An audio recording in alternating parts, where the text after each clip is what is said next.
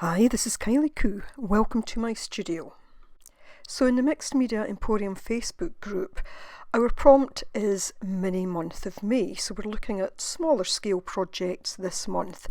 And this week, the challenge is paper dolls or collage dolls. I haven't made paper dolls before, so this is my kind of own version. I did do a practice beforehand and you'll see the results of that in a little while. I'm starting with this piece of paper that's roughly 4 inches square, 10 centimetres square. That's just because my intention was to make a head, to paint a head and to make a slightly smaller body. So I'm just going to show you here how I drew the face. So basically I got something round to draw around and I'm just using that as a guide. I'm making this a kind of circular face and I will have a neck on it because this is how I'm going to attach it to the rest of the body. Then I'm putting the eyes in, just taking a line just slightly below halfway down, just putting a small line in, making the eyes quite far apart because I want this to look quite whimsical, marking where the nose and the mouth would be, and then what I'll do is I'll just draw in a little bit more of the eye. Now I go on to paint these, but I'm not showing that in the video today because I take quite a while to paint these. I actually did 3 as a kind of practice, made them all very similar, but I think I spent close to 4 hours doing them. It's just the way I create these sort of faces. But of course you could cut something out of a magazine as a head. But here's how mine's ended up. So they're all similar, but just slightly different. But I basically used the same paints and same design for the 3 heads that I did. So let's move on to the next stage. Now I made templates for the body, the arms and their legs, and I'm just going to show you very quickly how I did these. It is so basic. So basically a rectangle for the body, and obviously you can shape this and you can make it any size you want. You see I drew one and then actually made it a little bit bigger. For the arm, I'm not putting separate joints into the arms. I'm making the arm one solid piece, and a very, very basic design, and very similar for the leg. Now what I've decided to do for the leg is to make it look as if they have flared jeans on. So I've drawn a kind of flared jean and I'm having a boot sticking out from the bottom. Now of course you can then just simply cut these out, flip the arm and the leg over, and you've got your other side. But I just made 4 templates because I'll possibly go on and use these at another time anyway. So after this, it's then a case of drawing around them if you're keeping them as templates, or just cutting them out. So I'd cut these out previously and I've put a layer of paint on them, and I'm now just going to go over that again, and you can see there how the head will fit onto the body. Now the body and the arms can be done in flesh tones, or they could be done in any colour if you want them to look a little bit different. So I'm just putting a second layer of the paint onto these. Once the body and the arms are painted, I put another layer onto the legs, just using this turquoise colour. I let them dry, but what I want to do now, you'll see that on my face I had little bits of that turquoise in there. That was really just to give interest, to give different colours in the face. So I'm just going to take a little bit of this colour. I think it's actually mint green. I think I said turquoise there, mint green. And I'm just adding a little bit to the arms and a little bit to the upper body. For me, it stops it looking flat. And now I'm just using some black paint and I'm going to paint in the boots. Having done a practice one, I knew that I wanted to then thicken up the paper. Now I had done the face and the body on I think it was 300 GSM watercolour paper, and I'm now just attaching it to a piece of, I think it's about 180 or 200 GSM mixed media paper. But obviously you could make the doll out of cardboard or out of a cereal box, or if you do it on paper you could then back it onto a cereal box. So I'm just using matte gel medium to glue these down, and then once I've got them all in place I'm going to put something heavy on top of them. So after about 10 minutes these were adhered sufficiently for me then to start cutting the pieces out. Once they're all cut out I put the legs together, and what I do is I just round that a little bit just at the top, and I will do the exact same with the arms.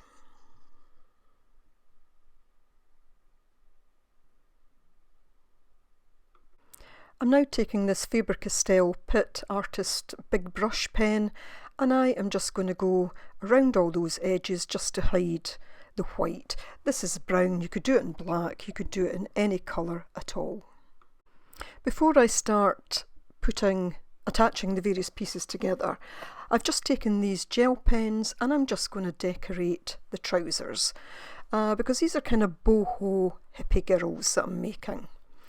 Giving them a bit of hippie chic with the flowers looking like they've been embroidered onto their jeans. So just taking those various gel pens and just creating very simple flowers from them.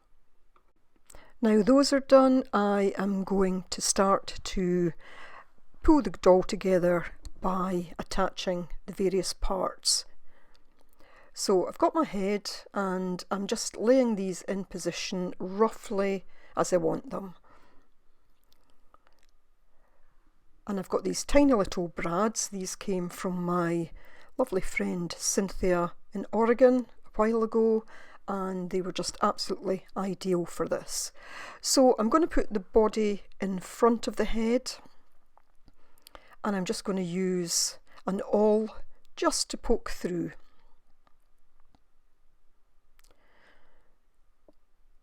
So that's a piece of cardboard underneath. So just going through that once more, just making sure that the hole is big enough. These are very small brads, split pins, but just perfect for this. So it takes me a minute or two to get it through. I was all thumbs today, making the hole just that little bit bigger. And it didn't want to go, but I got there in the end. And there we go. And then it's just a case of opening the pin out. And I want the head to be able to move. I want at this point now to take the kind of square edges off the bottom of the head. So just shaping it a bit more so it looks like her hair is kind of going behind her body. Just taking my Pitt pen again and just darkening up where I cut. So now I'm going to put the arms on and I'm going to attach them to the front of the doll.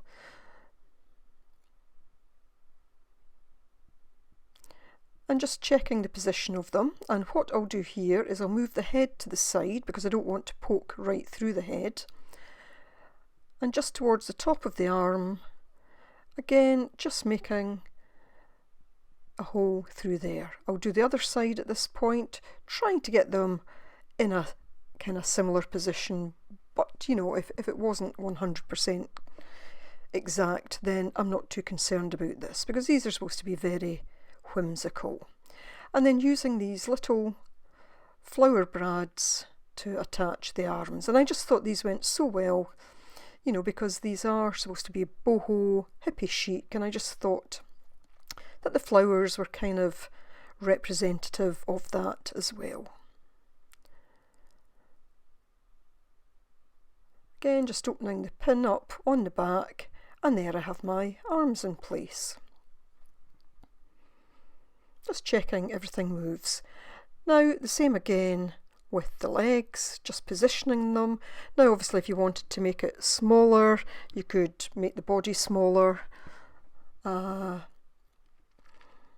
because I hadn't made it before, I wasn't entirely certain what size this was going to end up. I think overall the entire thing is about, from the top of the head to the bottom of the feet, I think it's about 8 inches or just over 8 inches. So probably slightly bigger than I intended, but I'm really happy with the way they've turned out. So just attached the legs now. And now I want to think about making some clothes for her. I've done her jeans for the bottom half, so I'm now looking at these pieces of sari fabric that I got from Love Me Blue, and I'll leave a link to her below. And just looking at different pieces, trying to see what I think will go.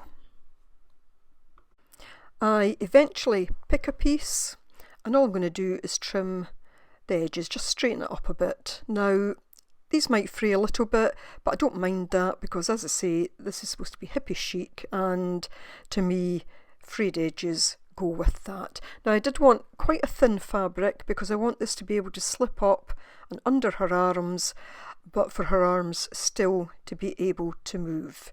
So you can just see me fiddling with that just to make sure that that's going to work. And it is.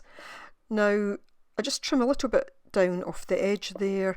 With this one, I end up gluing the entire piece of fabric around her. With the other one, as you'll see later, the one that I'd made as a kind of practice, I didn't actually go right along the back. And I'm just going to glue this into place. So I started by just putting the glue in the fabric, but then realised that I needed it to attach to the back of the doll. So I've put some of it on the actual paper, just holding that in place for a second.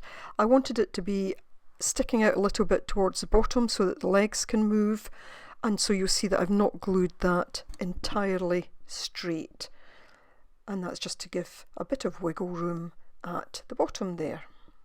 Now, I also want a little bit of fabric to use on the arms, and again, this piece came from Cynthia in Oregon, and it's just a beautiful piece, and I'm just going to make little kind of sleeves for her arms.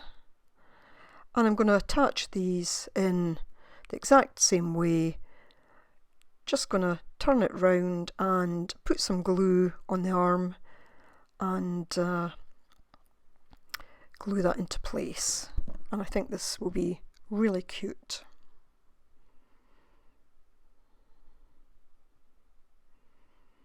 So pulling it over, and again just leaving it slightly out towards the bottom, just since there's the turn in the elbow, and I'll do the same on the other side. And I think she's looking really cute. I decide that her tunic is just a little bit long, so I'm just going to trim a bit of that off, just shorten it a little.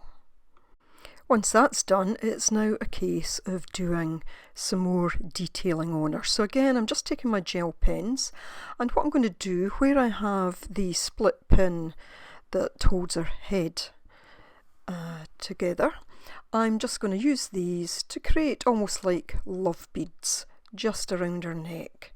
It's like those kind of chains of love beads. And I'll do the same round different parts of her arms, just to make it look as if she's wearing bangles up on the upper part of her arm, and then also down on her wrist. And this is where you can do kind of any sort of designs that you want. Now, I did actually start to make a boy doll as well, but unfortunately just time wise I couldn't get it finished. I'm partway through painting his face, and if I do get that done at any point, then I will certainly share it in group. So I've now got this glitter glue, just putting a bit in the middle of her forehead and some on her cheeks. And again, I'm trying to make her look boho, trying to make her look hippie. So I've taken these stars, and I'm just going to add the stars in each place.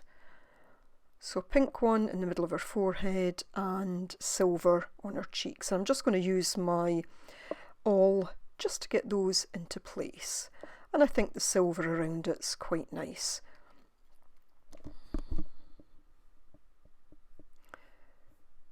Now I'm taking that same glitter glue and I'm just going to liven up her eye area a bit, just as if she had some nice sparkly eyeshadow on.